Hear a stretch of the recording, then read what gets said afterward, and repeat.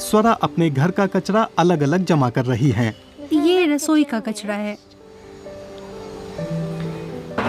ये सूखे कचरे का डिब्बा है और ये गीले कचरे वाला। इसे हम यहाँ डालते हैं। 2017 से ठाणे के लोग अपना कचरा खुद छांटकर अलग करते आ रहे हैं। ये खाद गीली है, अभी तैयार हो रही है। रसोई का कचरा यहाँ रखते हैं। ये वाली खाद तैयार है, सूखी है। इसे अब पौधों में डाल सकते हैं।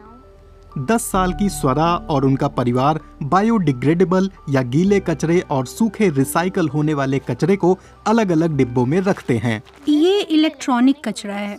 सूखा कचरा साथ रखा जा सकता है, लेकिन स्वरा और उनकी माँ उस प्रोजेक्ट का हिस्सा हैं जो सूखे कचरे को और भी अलग करता है।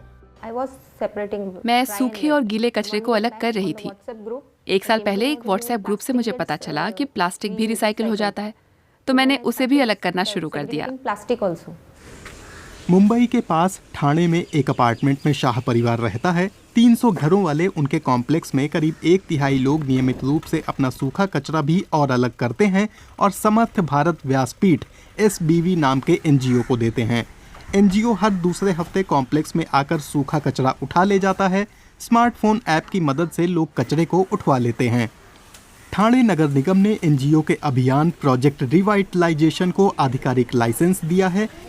ये अभियान विघटित न होने वाले कचरे को कम करने में जुटा है, जो यूं ही कचरे के ढेरों में फेंक दिया जाता है।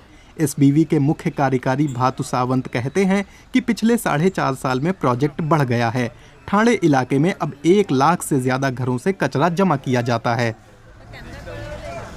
कचरे का मुद्दा कई दूसरे सवालों से भी जुड़ा होता है। आर्थिक, पारिस्थितिकीय, सामाजिक पृष्ठभूमि और सबसे अहम सर्कुलर इकोनॉमी।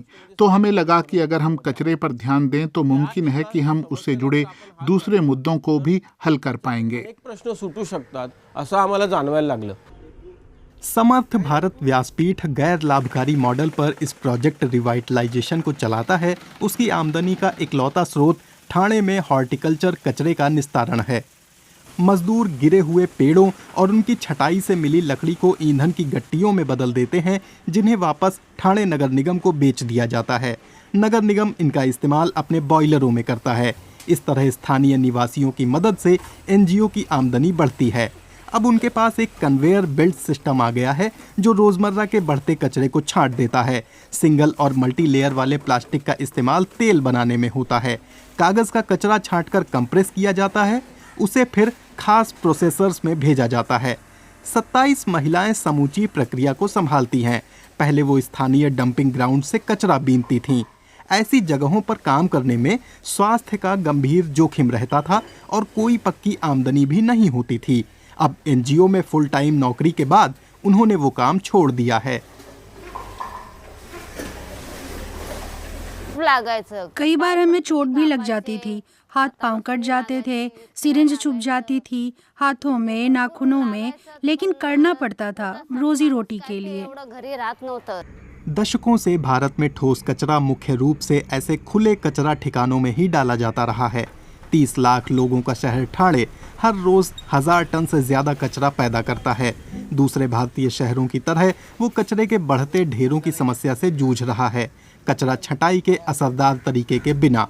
ठाणे नगर निगम ने कानून बनाकर इस समस्या से निपटने की कोशिश की है। इसके तहत जैविक तौर पर विघटित होने वाले कचरे से घरों में ही खाद बनाई जाती है, लेकिन सूखे कचरे की और छटाई और रिसाइकलिंग की कोशिशों की रफ्तार सुस्त है। इस गैप को प्रोजेक्ट रिवाइटलाइजेशन ने भरा है। वो सीधे नागरिकों के पास जाता है। ठाणे नगर आयुक्त विपिन शर्मा मानते हैं कि पब्लिक प्राइवेट भागीदारी से शहर को कचरे से निजात मिल सकती है। आज की प्रगतिशील दुनिया में कानून जबरी नहीं, अमल वाले होने चाहिए। लोगों की भागीदारी से ही कोई कानून कामयाब या नाकाम होता है। SBV ठाणे में स्कूली बच्चों के लिए भी नियमित रूप से वर्कशॉप करता है। सावंत का अनुमान है कि करीब 60,000 बच्चों ने उनके समन्वित कचरा प्रबंधन प्रोजेक्ट की वर्कशॉप में भाग लिया है। हमारे तरीके की खास बात यह है कि हम सीधे लोगों के पास जाते हैं, उन्हें बताते हैं कि ये हमारी सामूहिक जिम्मेदारी है और हमें इसका ध्यान रखना होगा। अगर वो पर्यावरण को अपना समझेंगे तो हालात बदल सकते हैं। भिवंडी जैसे पड़ोस के औद्योगिक शहरों में भी उनके काम को लेकर दिलचस्पी देखी जाने लगी है। सावंत की टीम एक नया प्लांट लगाने में जुट गई है। कूड़ा उठाने के लिए शहर प्रशासन ने उन्हें स्पेशल ट्रक मुहैया कराए हैं। भिवंडी के लोगों को अभी घर में कचरे को अलग अलग करना सीखना है और फिर एक एक करके रिसाइकल के लिए छांट कर रखे सूखे कचरे का ढेर बढ़ता जाएगा।